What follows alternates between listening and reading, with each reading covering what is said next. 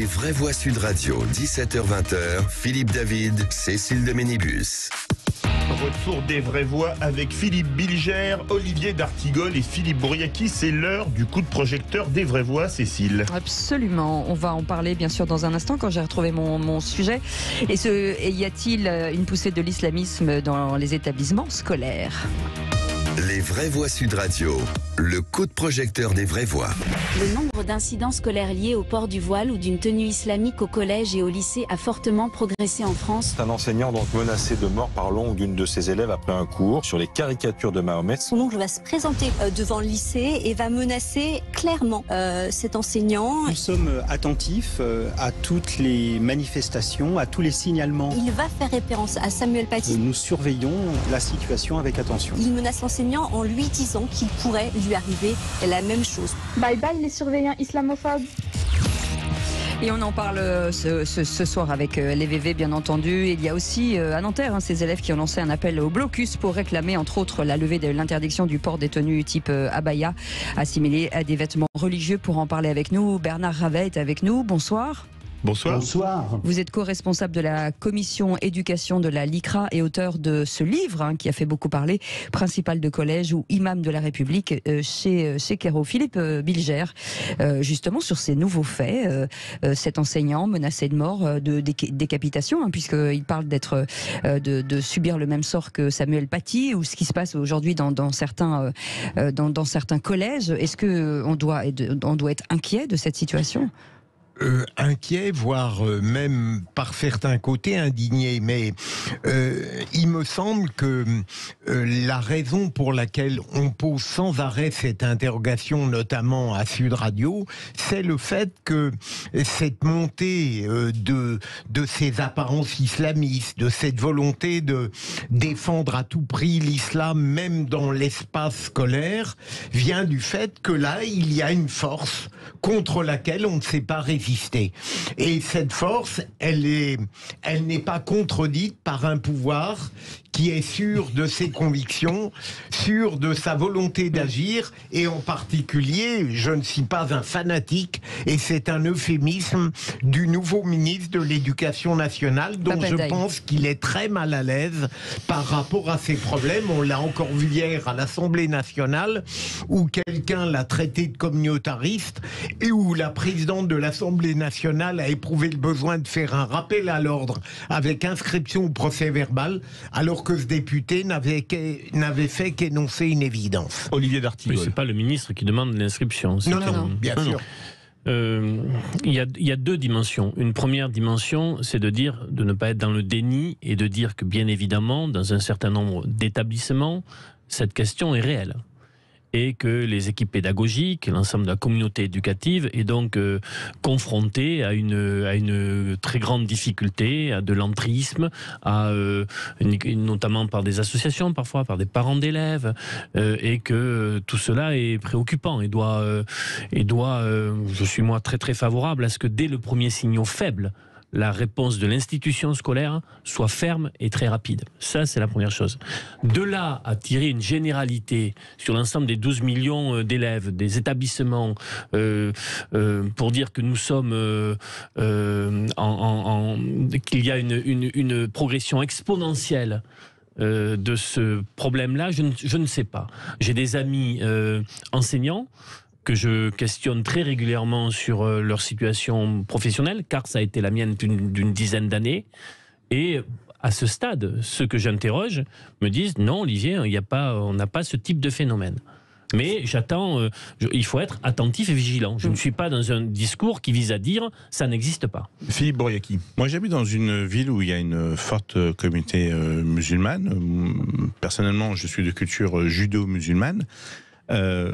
J'ai pas de problème avec l'islam. Moi, je suis islamophile, je suis judéophile, je suis christianophile.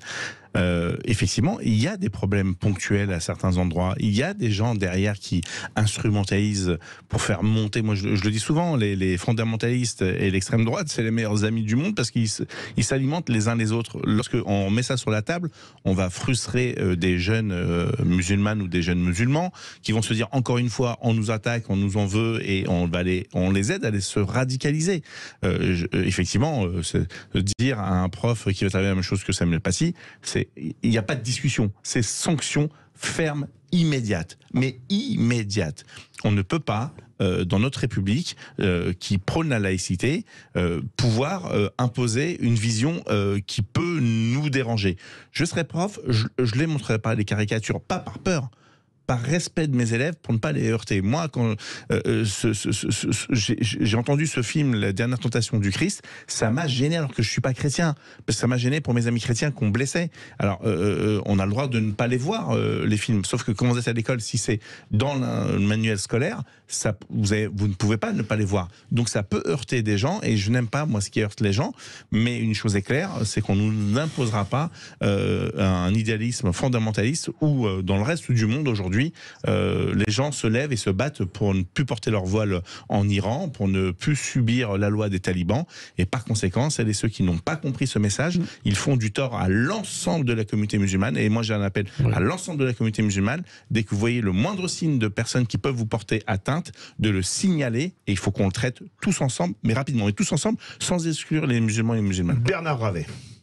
Alors, Bernard Ravet, il est choqué. Il est choqué par le premier intervenant. Je trouve que c'est pas Philippe Bilger. Philippe Bilger. Le procès du ministre, c'est facile.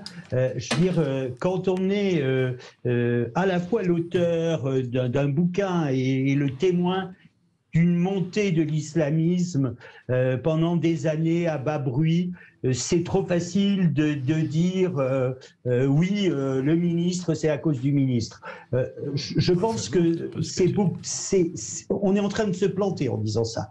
Et puis, de l'autre côté, le dernier intervenant, moi, me dérange. Ah. Oui, il me dérange parce que quelque part, à bas bruit, il fait le jeu des islamistes. Il fait le jeu il nous a avoué que comme 35%, oui, vous pouvez hocher de la tête, comme 35% des enseignants, et si vous étiez enseignant, vous vous auto-censuriez. Et cette autocensure, elle est dramatique. Le meilleur hommage qu'on peut rendre à Samuel Paty. Ah ben non, elle est dramatique. Attendez, laissez-le parler. Parce que je vais jusqu'au bout. Le droit de blasphème est un droit. Il y a deux univers. Le droit de blasphème, qui fait partie des libertés que nous avons dans ce pays, ce n'est pas le cas dans d'autres. Et on peut expliquer que dans d'autres pays, effectivement, montrer ces caricatures entraînerait, j'allais dire, un acte de mise en judiciaire. Et puis de l'autre côté, je dirais que notre plus grande chance dans notre éducation nationale, c'est bien la liberté de l'enseignant. Alors, je crois qu'aujourd'hui, il faut se garder. Et ce que j'aurais envie de dire, c'est que en refusant de montrer ces gravures, on tombe dans ce que j'appellerais les accommodements raisonnables. Les gens qui ont assassiné Samuel Paty, qui ont exécuté Samuel Paty, sont en train de mettre en place une terreur. Je suis historien de formation, je dirais qu'on est dans un régime de terreur discrète, mais de terreur quand même. Alors, vous posiez ces deux problèmes. Je crois que le ministre a reconnu les faits. Le ministre poursuit une politique, il le dit, qui a été mise en place. Mais cette politique, moi, elle me fait poser question. 35% des enseignants disent s'auto-censurer. 5 ans pour former tous les enseignants aux valeurs de la République. Et ceux qui n'y croient pas aux valeurs de la République, c'est pas que de les former, c'est bien de les faire adhérer à ces valeurs. Ouais. Et notre combat, nous, à la LICRA, c'est bien un combat contre les extrémismes. C'est bien un combat, oui. Bernard Ravet, il y a forcément Philippe Bouriaki qui voudrait vous répondre rapidement. Philippe ? Merci en tout cas de votre analyse. Je voudrais vous dire, c'est pas de la censure. Les valeurs de la République, c'est la liberté, l'égalité, la fraternité. Les valeurs de la laïcité, c'est de pouvoir permettre à tout à chacun de croire ou de ne pas croire. Les valeurs de l'humanisme que je porte, c'est surtout de ne pas blesser les autres. Vous savez, moi, quand mes amis musulmans m'invitent chez eux, ils me mettent de la viande cachère. Et je leur dis, pourquoi vous me mettez de la viande cachère ? Ils me disent, parce que vous êtes juif. Je dis, je suis aussi juif, je suis aussi musulman, mais je suis aussi chrétien et je suis aussi athée. Donc, je mangerai ce que vous mangez. Quand je reçois des musulmans chez moi, je leur ramène la viande halal. Quand je reçois des juifs chez moi, je leur ramène la viande cachère. Je mange quasiment pas de viande. Ma femme mange du porc. Il y a une tolérance totale dans la maison et mes enfants, ils mangent ce qu'ils ont envie de manger quand ils ont envie de manger. Ce que je veux dire par là, c'est blasphémer pour faire délibérément et gratuitement du mal à des gens qui sont des enfants qui sont pas encore complètement construits sur l'analyse, sur la réflexion qu'on pourrait avoir du bien, du mal, etc. On sait très bien que les enfants sont sous influence des parents. Alors les profs ne font pas ça pour faire du mal. Hein, oui. Je dis bien, non, bien sûr, évidemment. Évidemment, je dis, si vous avez entendu mes propos, je combats le fondamentalisme religieux où qu'il soit et sans relâche. Et je le combattrai au péril de ma vie. Je suis un grand ami à Daniel Salvatore Schiffer qui, lui, a subi 3 attentats pour les propos qu'il a tenus pour pouvoir défendre la liberté. J'étais encore récemment avec lui pour soutenir les combattants Pashtuns face à ces talibans. Je ne peux pas vous laisser dire ça, que je me censure parce qu'ils ont gagné. Je condamne les attentats qui ont été commis contre Charlie. Je me battrai pour que Charlie puisse écrire ce qu'ils ont envie d'écrire. Je n'ai jamais acheté Charlie. Vous savez pourquoi ? Parce que c'est pas mon humour et je pense qu'ils font de la méchanceté gratuite. Mais par contre, je n'ai aucun problème à ce qu'ils puissent écrire et diffuser et que chacun soit libre d'acheter ou pas. Par contre, quand vous le mettez dans le manière scolaire, il n'y a plus la liberté. Et donc, les enseignants ont le droit à la liberté de savoir s'ils peuvent. Si j'ose dire, en un mot, Bernard Ravet nous fait une analyse et fait un constat qui démontre absolument que le ministre est très mauvais. Je vous remercie de m'avoir critiqué en m'approuvant, parce que tout ce que vous avez décrit ne fait rien contre cela. Bernard Ravet, pour le mot de la fin. Alors, pour le mot de la fin, moi, je dirais, d'abord, c'est votre analyse que le ministre est mauvais. Oui, moi, je dirais que c'est pas forcément la mienne, mais je suis là aussi au titre de la LICRA, et je crois que dans notre réflexion, c'est bien des musulmans que les Français de confession musulmane que nous devons travailler. Et si aujourd'hui nous avons entrepris la LICRA, qui est plutôt, j'allais dire, appelés dans les établissements scolaires, souvent des quartiers difficiles, c'est d'avoir un langage commun. Et si on travaille beaucoup avec la Grande Mosquée de Paris autour du langage commun, ce langage commun ne peut s'écrire que dans un contexte, et chef Assedi Hafiz le dit régulièrement, nous sommes français avant d'être musulmans. Et dans le préambule de notre Constitution, il y a la laïcité. Et cette laïcité nous oblige, comme dirait Elisabeth Badinter, à une laïcité non adjectivée. De l'espace scolaire, mettez-vous un peu dans la place du conflit de loyauté. Effectivement, montrer les caricatures peut déranger des élèves. Mais c'est, j'allais dire, ça a toujours été que ce qui est montré à l'école puisse déranger.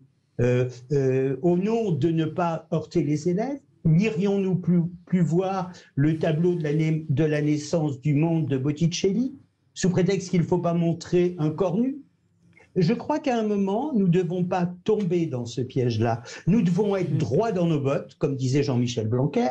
Nous devons être droits dans nos bottes et surtout, nous devons nous dire que certains élèves, effectivement, sont en conflit de loyauté avec leur famille, avec leur éducation religieuse, mais que si ce n'est pas à l'école qu'ils entendent une autre voix que celle des endoctrineurs, mais de quelque religion qu'elle soit, c'est peut-être l'occasion de se faire une opinion, c'est ça que vous voulez dire. Voilà. Merci beaucoup Bernard Ravet d'avoir été avec nous, co-responsable de la commission éducation de la LICRA et auteur de principal de collège ou imam de la République chez Kero.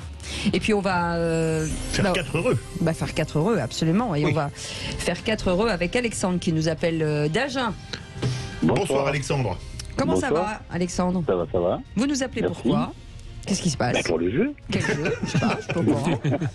Ah, il y a des places, je crois qu'on les avait données. Mais non, on a encore Vous 4. avez été le 5e appel, vous avez eu de la chance, c'est grâce à Cécile. Moi j'aurais demandé des chiffres à tout le monde. Ouais. Elle, ça a été un chiffre court, vous avez été le 5e. Ah, 5e appel au Et standard. vous avez gagné 4 places pour le Futuroscope. Absolument. Vous faites quoi dans la vie, Alexandre? Je suis un petit auto-entrepreneur. Pourquoi Voilà. petit? Parce que je suis un petit. Mais non, de petit, on va grandir. Et vous faites quoi dans la vie? C'est sur quoi? De la rénovation de l'habitat. Ah, Très bien, bon voilà, métier. Vous savez, ça c'est un métier qui a de l'avenir, je peux vous assurer. On en cherche partout. Appelez-moi en antenne. Merci beaucoup, Alexandre. Alexandre, on vous souhaite un bon séjour, bien sûr, au Futuroscope. Et merci d'avoir joué avec Sud Radio. Merci à vous. À Merci très à vous. bientôt. Bonne Merci. soirée. À De bientôt. Restez avec nous dans un instant. La suite des VV. On va jouer. Vous savez qu'on aime jouer. Hein. Ils sont joueurs ici. On verra s'ils sont au fait de l'actu. Discipliné. Je veux changer la règle. Non. Non. Écoutez, vous avez deux secondes. Ce que vous gagnez, Mais Olivier. Cécile, c'est simple. Oui. Tu donnes la question Ouais. sans donner Les les éclairages. Si aucun de nous Ouais. n'a la réponse avant les Ok, éclairages, tu d'accord. les donnes. Ah vous ouais, savez c'est quoi, on pas va mal, faire hein. une dissertation. Restez, on C'est en bien. parlera en antenne. On revient tout de suite. À tout de suite.